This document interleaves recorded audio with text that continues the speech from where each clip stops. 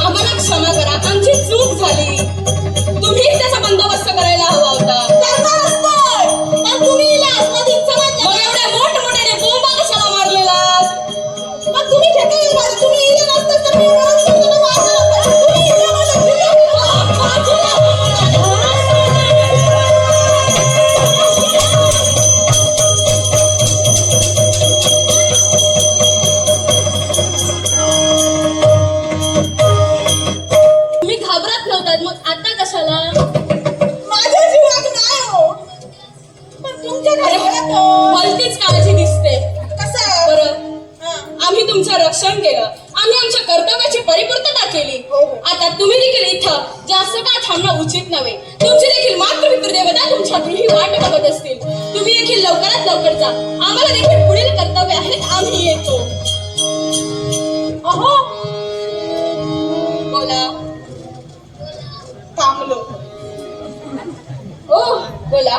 नमस्कार. नमस्कार. नमस्कार करता तर चमत्कार बघा. नमस्कार. आशीर्वाद.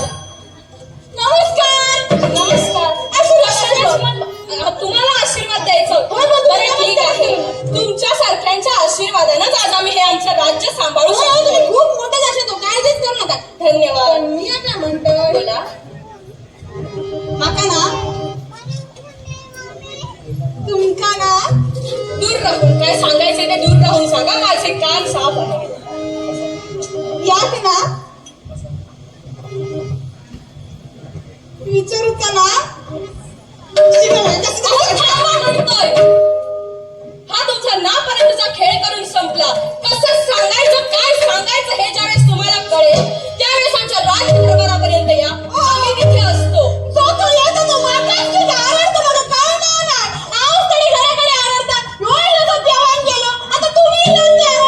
जरा श्वास घेऊन बोला. तुम्हाला नाही मला दम लागेल. म्हणूनच सांगतोय तुम्हाला जे काही सांगायचंय कसं सांगायचं हे पटेल काय सांगायचं हे आठवेल त्यावेळेस आमच्या राज्य दरबारापर्यंत या. आम्ही तिथे असतो. आम्ही तुमचे सर्व म्हणणे ऐकून घेऊ. आता येतो आम्ही.